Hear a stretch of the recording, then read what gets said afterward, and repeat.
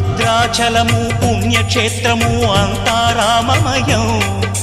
భక్తుడు భద్రుని కొండగా మార్చి కొలువై ఉన్న స్థలం.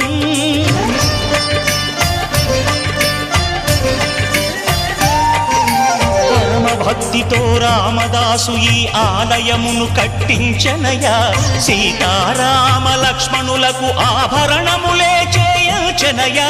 పంచవటిని ఆ జానకి రాముల పర్ణశాల అదిగో. సీతారాములు జనకములాడిన శేషతీర్థమదిగో. రామభక్తితో నదిగా మారిన శబరి ఇదేనయ్యా.